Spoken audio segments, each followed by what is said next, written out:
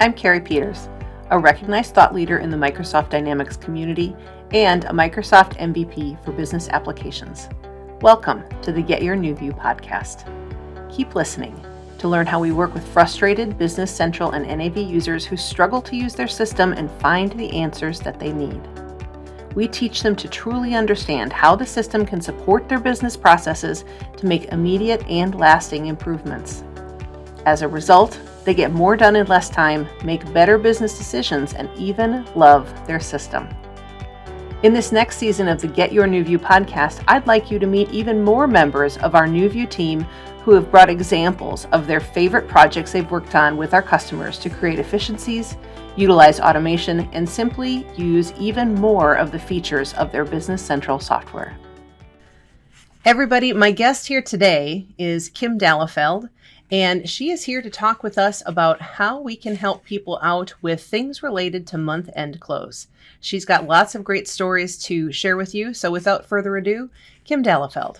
Hello, everybody. I am so excited to talk to you about month-end close. I think there's so much we can do to help everyone, and little process changes can really make a big difference. So, Carrie, what questions do you have for me? Yeah, absolutely. I always like to know with our team, what has been their favorite project where you've gone in to help somebody work with month-end close as something kind of generic, and it's really turned into something fantastic that you were excited about for that customer with how much success they had. Oh, wow. One very recently, because they were so open to fixing so much in their organization. And they were in the third week of the month trying to close out the month before, and it's almost a new month already, right?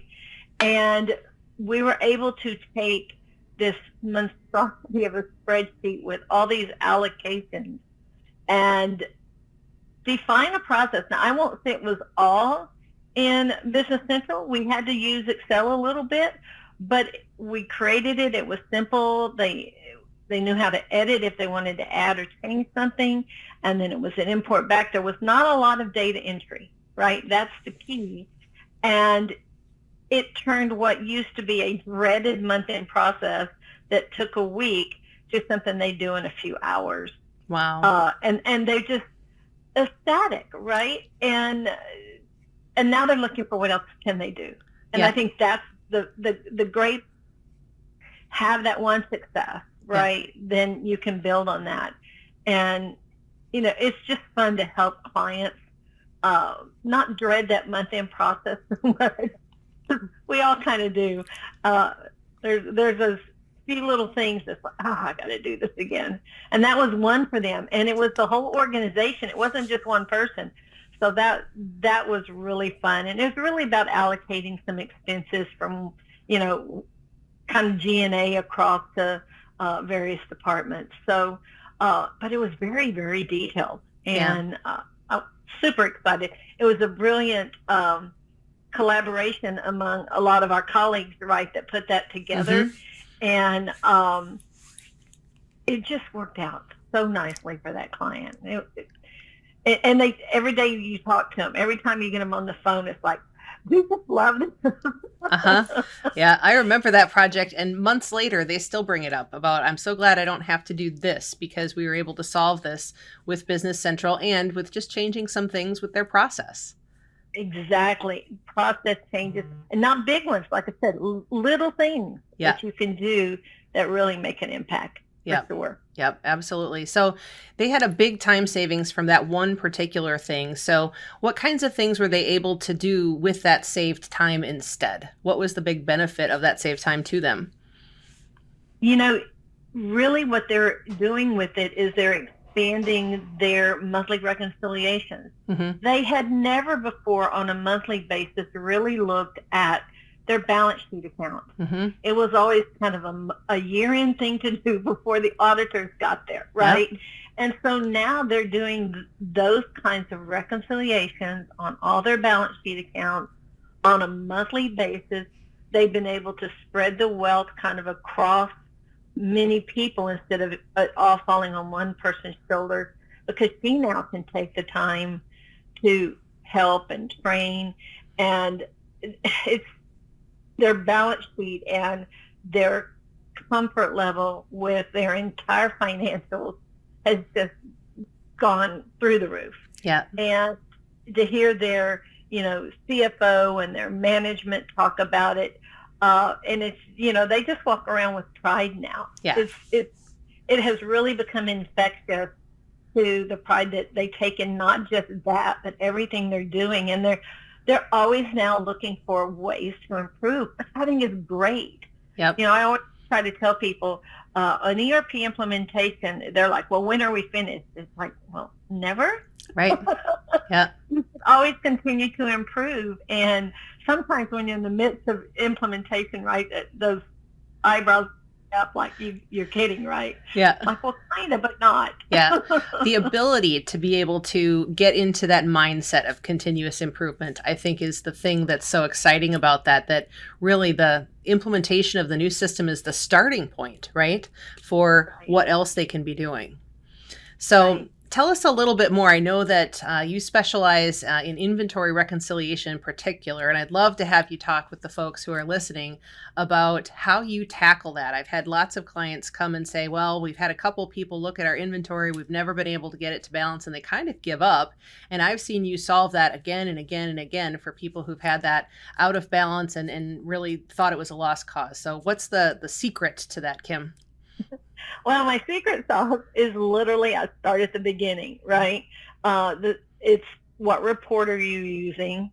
I found a lot of times, we have this custom report over here, or everybody wants to use inventory evaluation. It's like, did you know about this report? Because this is inventory to GL report. They're like, what? And direct posting, oh my gosh, how many times have I seen direct posting turned on, for accounts with subledgers, and literally just going down through those steps. I know I worked on a project with a colleague, and their inventory was in balance all month long. Perfect, pristine. The last day of the month, it was in balance, and the second day of the month, it's out of balance for the end of the prior month. And we're like, whoa, what's happened? And because we were watching it day by day by day, we were able to find that they literally were crossing months with their posting dates. Mm-hmm. So sometimes you get it narrowed down, and then you have to, dig in some more. But a lot of times it's just working through, well, what could it, here's a list of causes and trying to find those. 9 times out of 10, it's direct posting that I find is a big problem. Mm-hmm. But there can be additional things, or a just cost needs to run because you're manufacturing. And so there's a whole kind of checklist I go down, but it really is a combination of those things.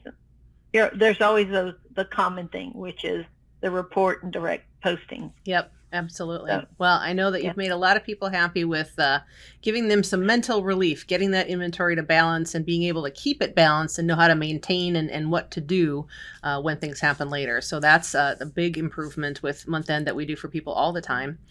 Right. The other thing that I'm finally seeing people use more and more often with more success and with greater frequency is the bank reconciliation. Can you talk a little bit about what you've done with some of our clients with bank reconciliation, and specifically why that's different than it used to be? Absolutely. I think that it was always something we thought we needed to do at month end, mm-hmm. right? No matter how large that stack of checks would be. Yeah. Right? Back when we got all the checks in the bank statement each month. And so it was a dreaded task. And with the automated bank rec, whether you do it at the end of the month or not, but with the automation, now a lot of matching is done for you. And so that smooths that down, right? And so now you're just finding the differences, which you would have had to do that manual matching first, and now that's automated. So that's a big win. I like to take people a step further and say, why don't you go ahead and reconcile daily or weekly? It doesn't always fit into your schedule to do it daily, and reconcile throughout the month, mm-hmm. right, rather than wait. And that takes another one of those big tasks off your shoulders. And so now it's just it's the last few things you need to do, the last couple of days or whatever it might be. And so I think and I'm seeing very good acceptance of that. Yeah. The one thing I will say that people say, well, where's my month-end bank rec? And it's like, well, you really have one for each week, so you kind of have a stack of them, if you will, instead of one. I don't know. Have you had any sense of what auditors would say about that? That was one of my questions that I don't really know. Yeah. Because I'm not an auditor. It's changing. So, and I'm really glad to see that it's changing, because it used to be a hard and fast rule that the reason that you had those reconciliations at month end is so you could provide a reconciliation and a statement. As the years have gone by, auditors care less about what our records say on those dates, and they care more about what the bank has to say. So if we're providing bank statements and able to provide those, transactions through a set date so they can verify against that, that's what's really satisfying the audit requirement. They want to independently verify what's going on there anyways. They're still going to ask about outstanding checks at some point, and really that's going to be that end of that audit date. They're not going to check that every single month like they used to, and especially when they know that people are monitoring their cash on a more frequent basis. So if they're monitoring cash daily, that's a much better situation for a whole lot of reasons. So they're going to be very satisfied with that and be able to lean on the documents from the bank instead of all the reconciliations from our internal work. That's awesome. I had a feeling that auditors would not fuss if you're reconciling but I haven't asked that question. And what I've instructed people to do is check with your auditors, see if they have an issue with that. And I would probably still say that to anybody, but that's good to know. Thanks for that feedback. But yeah, I've seen that as a big trend. I've done it years past where somebody had a zero-based checking account. Yeah. And it really worked for them to reconcile. So if you think about that, why not, do it with your own bank account? Yep. Daily or weekly basis. Yeah. The thing that I like about the new bank rec, other than the auto match, which I think is fantastic, is that all of it can now be loaded into the system. We really shouldn't have to do much data entry at all with a bank reconciliation. Right. And that's a big change. And that particular thought process, I think, has really started companies thinking about more ways to change their processes to use automation and specifically electronic banking. That's right. And not only does it bring the bank rec in, but some of those entries now, you auto create your journal entry. And like you said, it's just one more piece of automation. And I think people think sometimes, I need to do all these things. Look at all these things people are doing. Yeah. And it's like the old question, how do you eat an elephant? Yes, right? Absolutely. One bite at a time. Just pick one thing to do. I tell people that with shortcuts. Because they said, well, how do you move around on the keyboard, in the system so fast? I said, well, I use shortcuts. Yeah. I said, pick one. Just pick one. Use it. You're going to forget, but try to get your mind to think about it, and then after you kind of master that one, move on to the second. Pretty soon, you're just going to be right. Click, click, click. Yep. Absolutely. And yeah, that absolutely applies with month end. I know you take approach to, capture all the things they're going to do and work on it section by section until you whittle that time down, right? Absolutely. Another one of those things that popped into my mind just now is deferrals. I did have a client who was, how did she say it, over the moon about using deferrals on the payable side. Yeah. Right? She prepays insurance for the year and some other things, and she had some things in there for 2 and 3 years out. And by using deferrals and putting them in, and of course it posts out in advance, right? But it's now not a reoccurring journal that's on her list that she has to do every month end. Now, that may not sound like a big deal to take one thing off the checklist, but one thing comes off, and another thing comes off, and another, and pretty soon you've shortened. And I think that's, again, kind of like what we were just talking about. one bite at a time, right? Yeah. Think of one thing that you could do.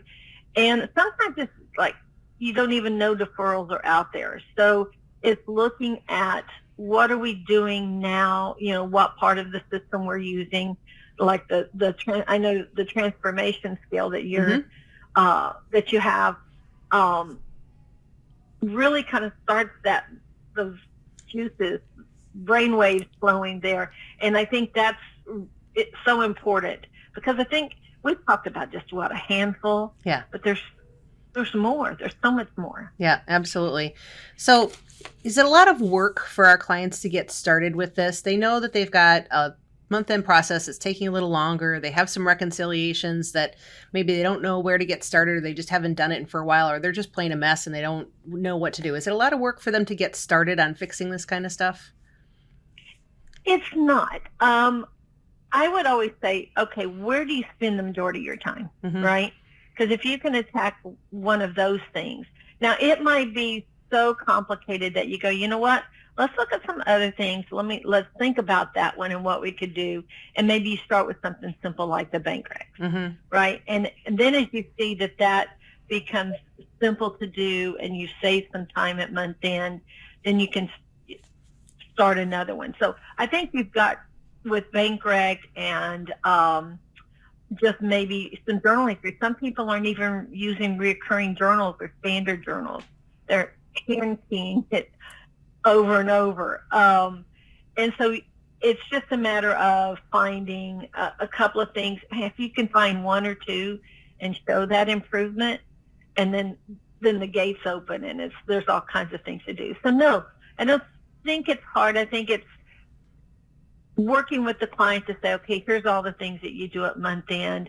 Where do you spend most of your time? And then picking those easy wins, because that will get them excited. Yeah. And I think can get all clients excited about their potential for the future. Yeah, absolutely. Yeah. One thing I always like to highlight with everybody who works with us is that our folks have worked with the software for a long time and have often worked with the software as end users themselves, and that brings us an advantage when we look at things. So can you explain to folks why that's an advantage in working with our team with that level of experience instead of some other choices? It's hard to even put into words because the value is so unique. I guess it's like you've sat in the chair trying to do a bank rec that is just nothing balances the checks, the deposits, nothing's working. You've tried to do an inventory reconciliation that doesn't match your general ledger at all. So you've sat in that chair, you've had those headaches.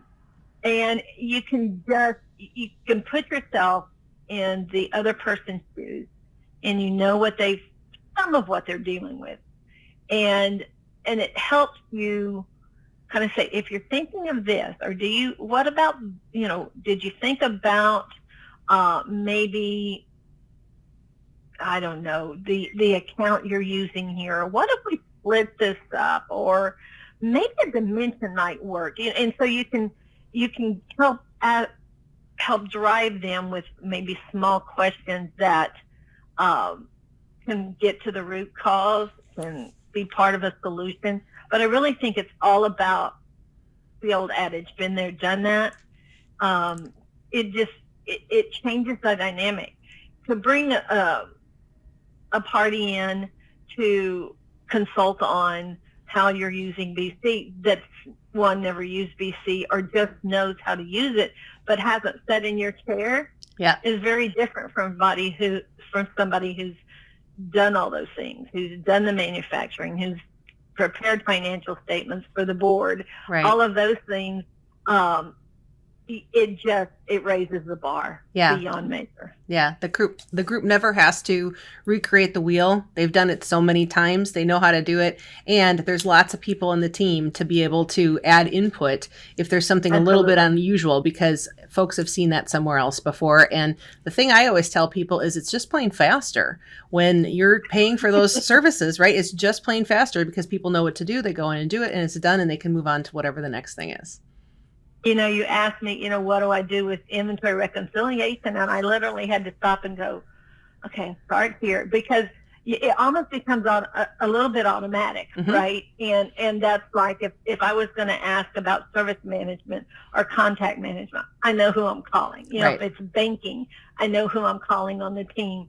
And so, and if it's account schedules, I know who I'm calling.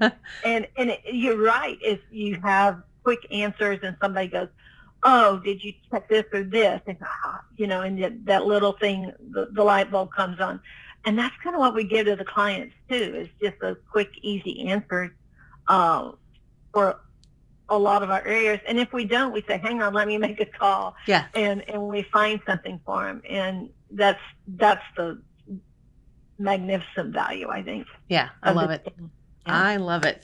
Well, very good. Those were some great stories and great examples. Any last thoughts to share with folks? I'll go back to the kind of, you eat an elephant one bite at a time. And I think it's really, if you can take one thing from your checklist at the end of the month and make that something that just kind of melts away or comes off that list because it's being done during the month, maybe the bank recs, maybe some big journal entry you're having to deal with, like deferrals. Yep. Just one thing at a time. Don't feel like you have to do everything at once. I think that's where people maybe stress themselves out. I need to do all of this at once. And no, do one at a time and be comfortable with it and then move on to the next challenge. Yep. And I think that really will help people. And they show progress, right? Instead of trying to do 10 things at once and just making little steps, and none of the 10 are done. So break it down, take one thing at a time, and you can really improve your month-end close and be able to spend more time on not just bank recs and, subsidiary ledger recs to your general ledger, but looking at all of your accounts. Yep, absolutely. Wonderful. Yeah. Well, Kim, thanks so much for being here to talk with folks. Totally enjoyed it. Good luck, everybody. We're here to help you whenever. Fantastic. Thank you, everybody. Kim Dallefeld, one of our senior level consultants and trainers, and so glad to have her here today sharing information with you about the things that we can do for our clients. I'm Carrie Peters. Thank you for tuning in to the Get Your New View podcast. For more episodes like this on YouTube, click the subscribe button and ring the bell to ensure that you get notified whenever new content comes out. If you're listening to the audio podcast, please share an honest review on Apple Podcasts. If you are ready to rethink today for tomorrow, look for the link below and contact us to speak with our expert team. You won't find the level of no-nonsense real-world experience we offer anywhere else, and we're here to put that experience to work for you. Do you think you could use more features of your software if you just knew how? Are you frustrated with inefficiency that never seems to get better? Did your team ever really get good training to understand how to use your business software? Do you suspect there just has to be a better way and you don't know what it is? We believe every company can benefit from increased efficiency and higher utilization of their software, and that it's possible to have fun while learning exactly how to do that. The experts at NewView Strategies work with frustrated Business Central and NAV users who struggle to use their system and find the answers they need. We teach them to truly understand how the system can support their business processes to make immediate and lasting improvements. As a result, they get more done in less time, make better business decisions, and even love their system. Please contact us at getyournewview.com to get started.